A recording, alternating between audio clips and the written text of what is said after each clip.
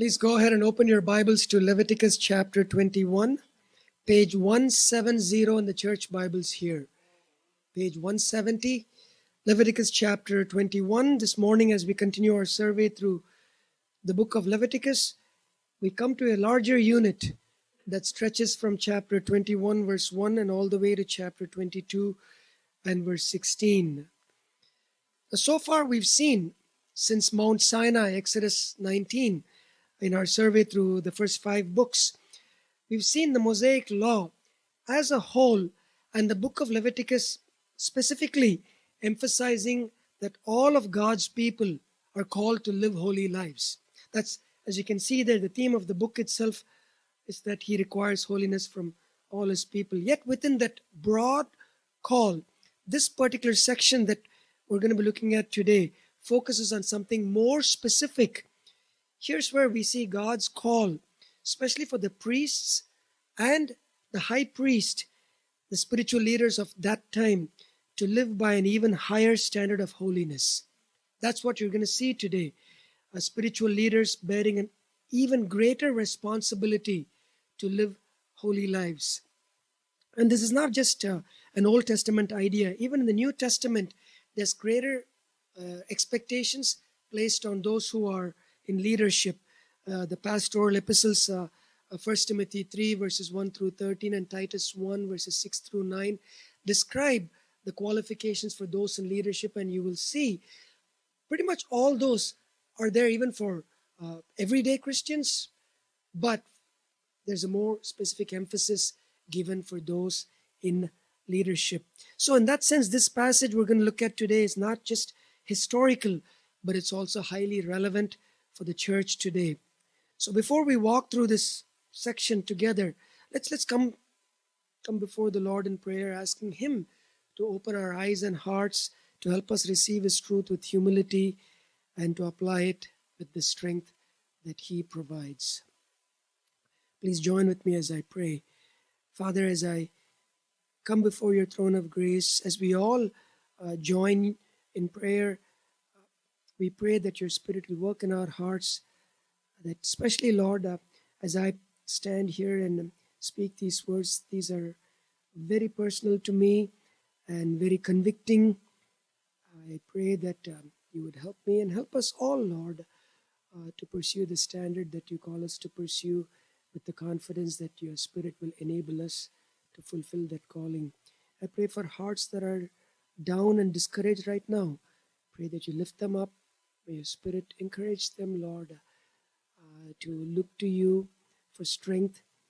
And I pray that those who are far away from you, you will draw them to yourself. Please, Jesus, by your Spirit, show us how good and kind and merciful you are in being so patient with us and in continually working in our lives to make us more like you through your Spirit. For your glory we pray. Amen.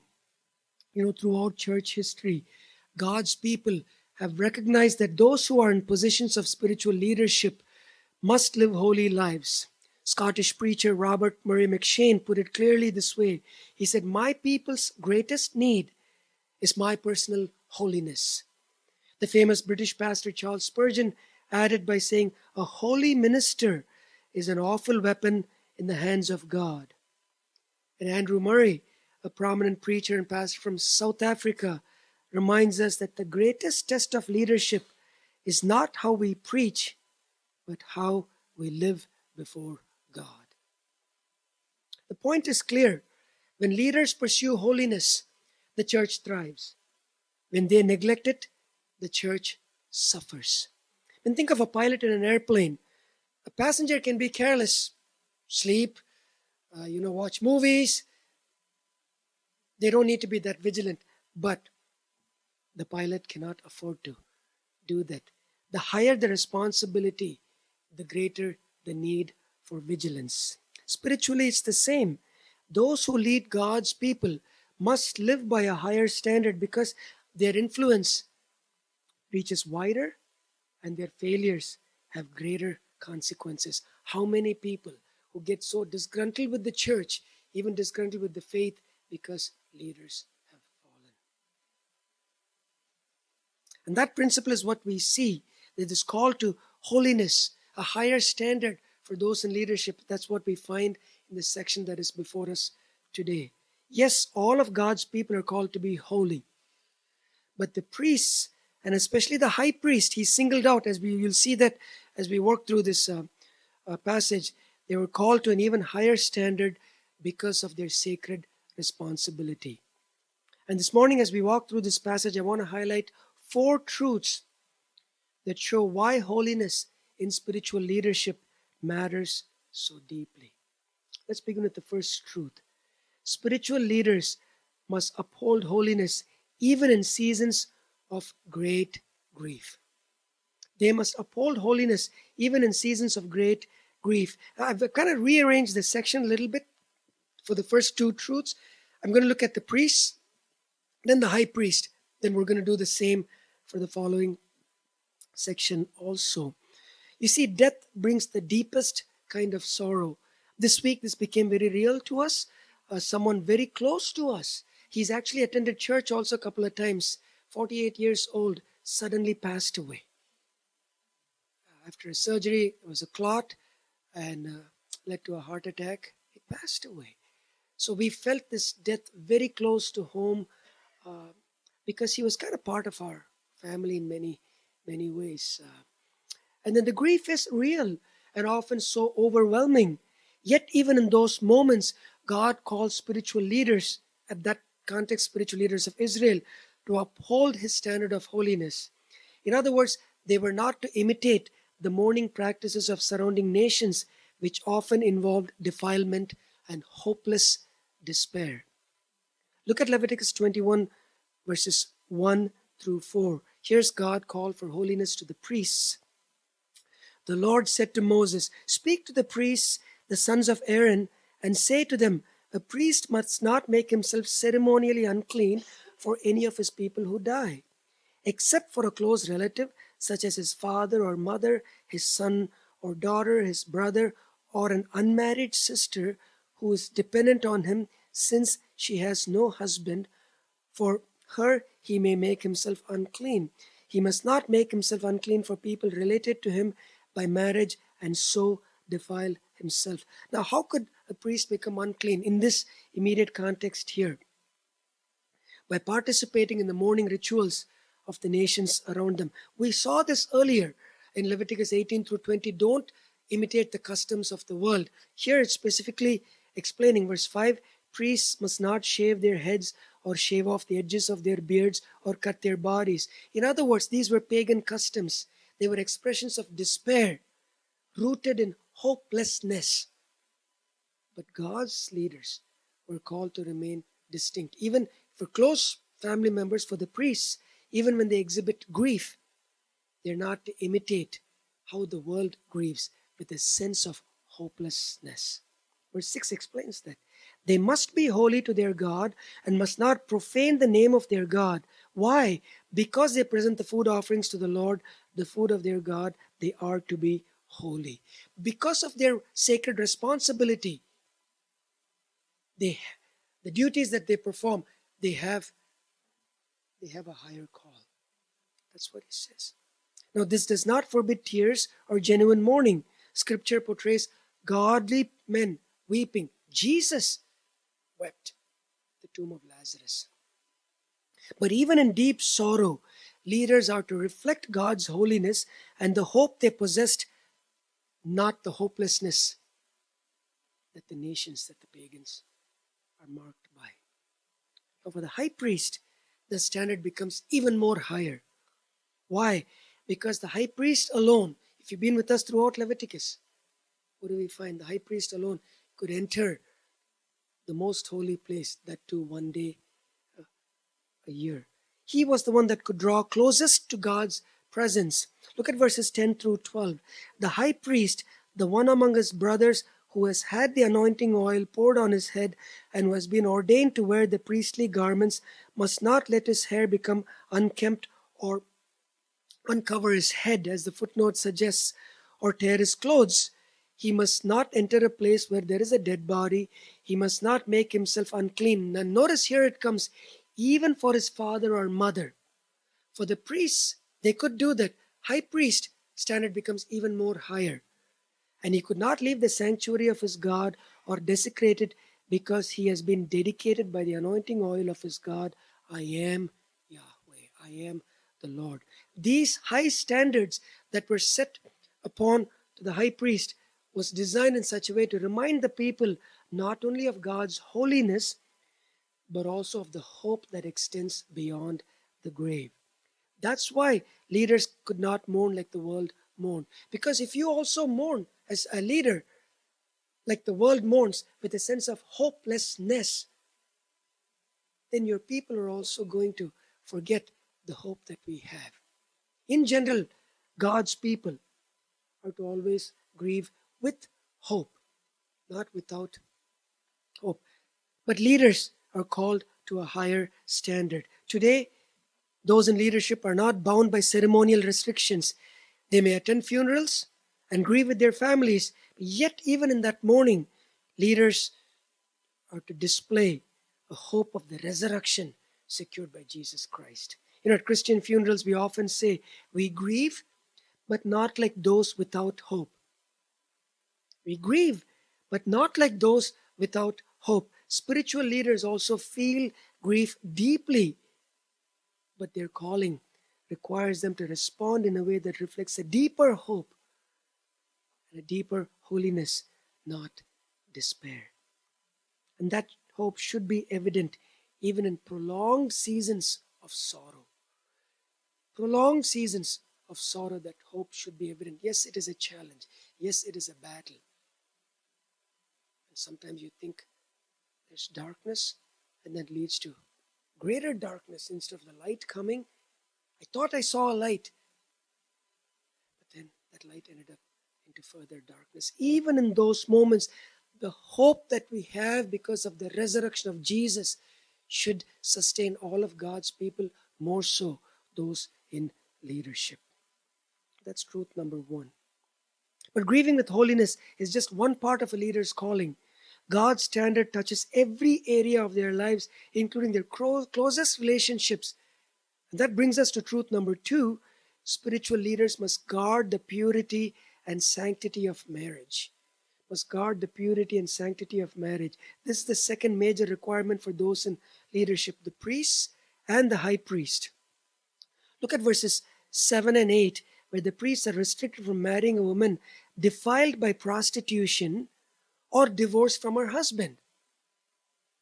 The reason is given in verse 8 why they could not have these kind of marriages, because the priests were holy, because they offered the food offerings, the sacrifice of God's people before the Lord. Because they were so involved in dealing with the sacred things of God, their marriage also, there was a call to guard the purity and sanctity of marriage. Then in verse 9, we're given a sobering example. If a priest's daughter defiled herself by becoming a prostitute, she brought disgrace on her father and on the entire priesthood. In such a case, she was to be put to death, most likely by stoning, and afterward burned in the fire. Commentators think that this is not burning her alive. It's more like, putting her to death by stoning and then burning her in the fire, symbolizing complete removal of the defilement. The fire always has the idea of complete purging away. That's kind of the idea here, because she's brought upon her own family and the entire priesthood. And then if we jump down to verses 13 through 15, we see the same thing, but a little more heightened sense, higher standard for the high priest because of his unique closeness to God. Verse 13, the woman, the high priest in context, whom he marries must be a virgin. He must not marry a widow, a divorced woman, or a woman defiled by prostitution. Notice the descending order of desirability. Widow, divorced woman, defiled by prostitution, but only a virgin from his own people. Again, the context is you cannot marry outside. Why? So that he will not defile his offspring among his people.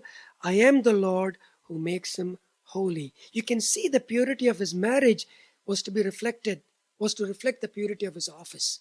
Because he's the high priest, there were little more stringent requirements given.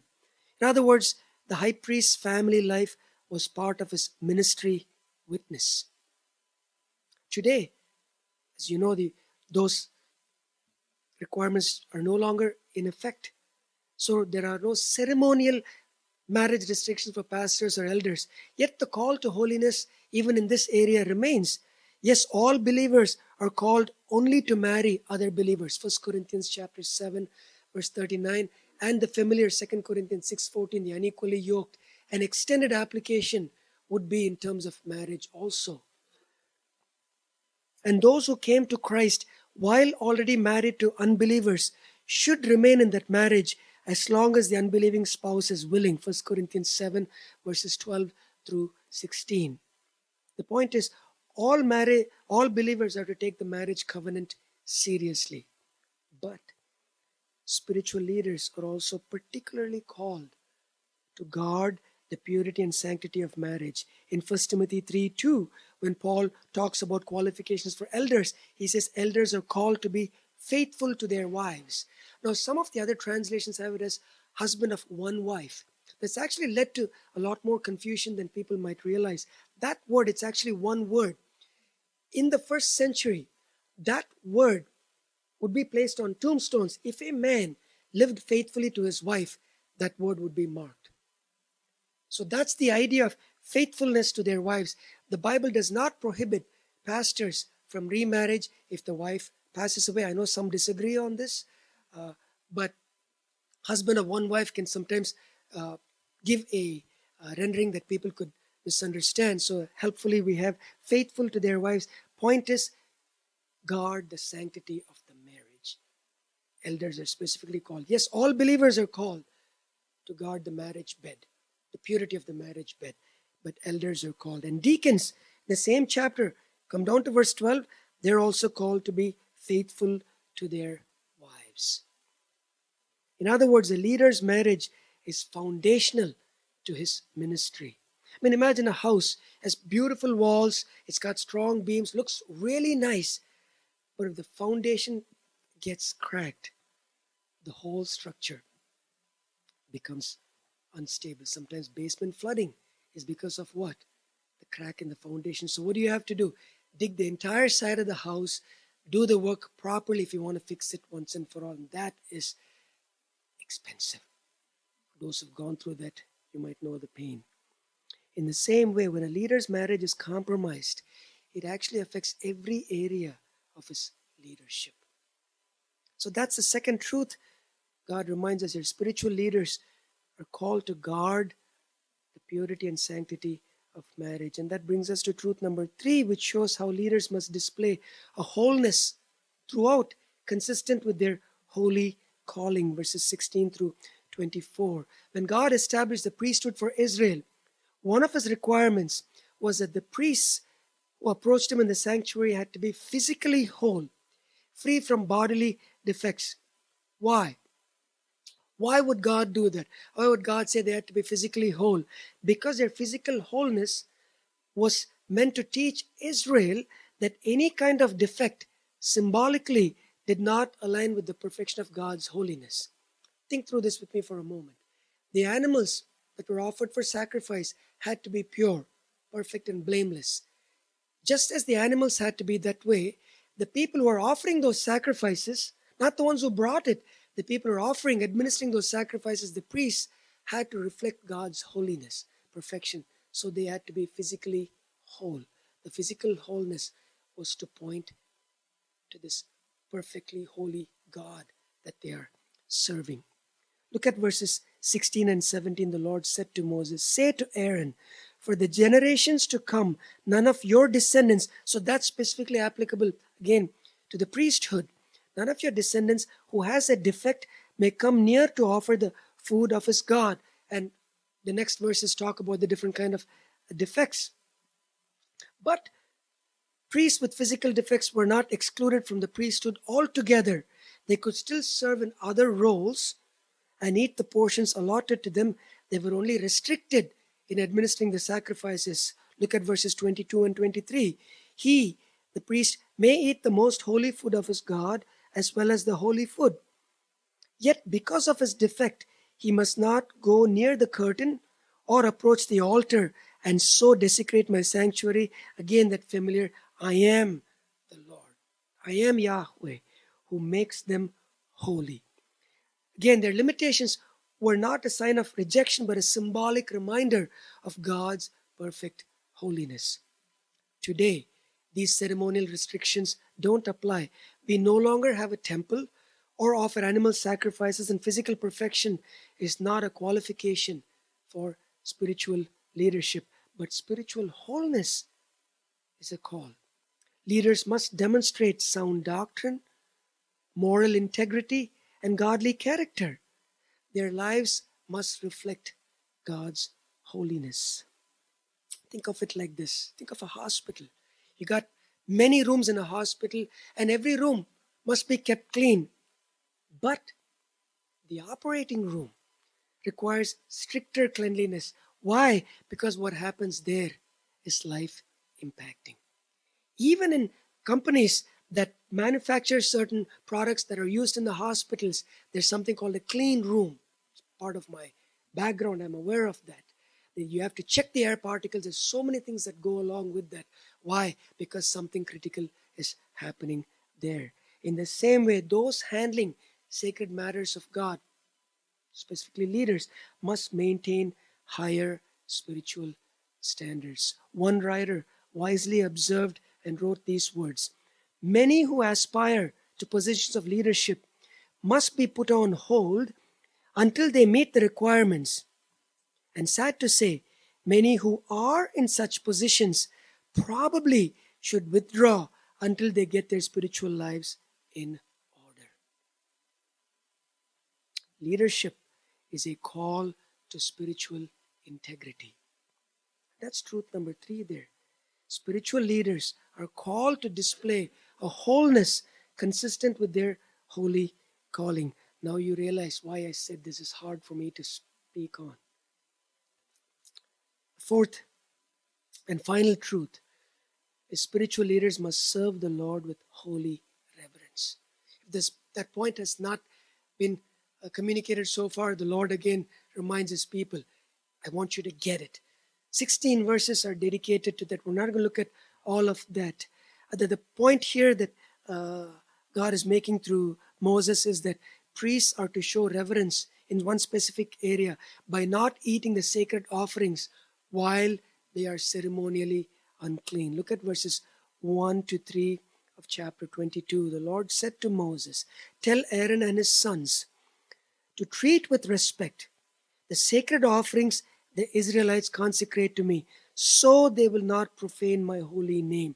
I am the Lord. Again, that statement. I am Yahweh. You're in a covenant relationship with me. I'm the one who redeemed you. You're my own, my treasured possession. Keep that in mind. That's why I want you to show reverence. Say to them, for the generations to come, if any of your descendants is ceremonially unclean and yet comes near the sacred offerings that the Israelites consecrate to the Lord, that person must be cut off from my presence. I am the Lord. Cut off from my presence could mean one of two things here. Could mean exclusion from priestly service, which meant exclusion from the sanctuary itself, or in some cases, death. I'm not sure which one it refers to, so I will leave it for you. I lean towards exclusion from priestly service in this context. I could be wrong. But whatever is the case, there's a judgment. That's what God is saying. Then in verses 4 through 8, the Lord explains what rendered a priest unclean. Things like skin diseases, bodily discharges, contact with dead bodies, touching unclean animals, and more. And then a priest who had become defiled in this manner had to wait until evening, bathe, and only then could partake of the sacred portions. And the Lord again underscores the seriousness of this command in verse 9. The priests are to perform my service in such a way that they do not become guilty and die for treating it with contempt. I am the Lord who makes them holy. And then verses 10 through 16 clarify who may eat the sacred offerings, who may not, and what to do if someone eats them unintentionally, like bringing a restitution or a reparation offering. But the key principle is clear. Spiritual leaders were to handle the things of God with reverence. Failure brought judgment. Think of two cases. Before the writing of this, there's one case. We've already seen that Leviticus 10, Nadab and Abihu. It was not exactly in the context of eating something, but offering unauthorized fire. And then later you will find Eli. Eli was the high priest. His sons, Hophni and Phinehas. You can go home and read 1 Samuel chapter 2, verses 12 through 17 and verses 27 through 34. How they treated the sacred offerings literally with contempt. And God's judgment fell on them. Because they treated the sacred offerings casually, without reverence. The principle is this: greater the privilege, greater the accountability. The higher the platform, the greater the fall. In construction work, the higher the scaffolding, the more careful the workers ought to be. A stumble on the ground may hurt, but a stumble from 50 feet is catastrophic. We hear now and then, sadly, people working on the Ambassador Bridge falling from that height. Someone on the ground falling, someone falling from that height. You can see the damage it can cause. That is why leaders carry great responsibility. Why? Because their role is higher, therefore their falls do greater damage to themselves, their families, the people they lead, and more importantly, this is the first reason we grieve the Holy Spirit for dishonoring Christ's name before a watching world. Yes, today leaders are not bound by Old Testament sacrifices. I don't deal with, animal offerings and stuff like that. But the principle of reverence remains.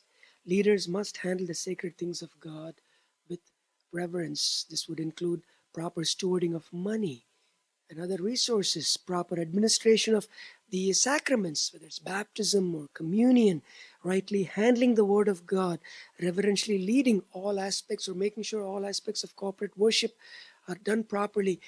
Don't limit this just to pastors and deacons. Also, any kind of leadership. If you're leading anything, this has an application there because you are setting an example to the group that God has given to you to affect in a positive way. Those in spiritual leadership are called to serve Him with holy reverence. So 4 truths we see that show the importance of God's God that God places on those who are in leadership. Spiritual leaders must uphold holiness even in seasons of great grief.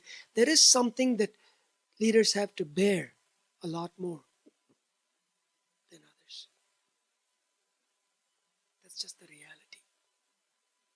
They must guard the purity and sanctity of marriage. They are to display a wholeness consistent with their holy calling. And they are to serve the Lord with holy reverence. Is the standard high? Yes, very high.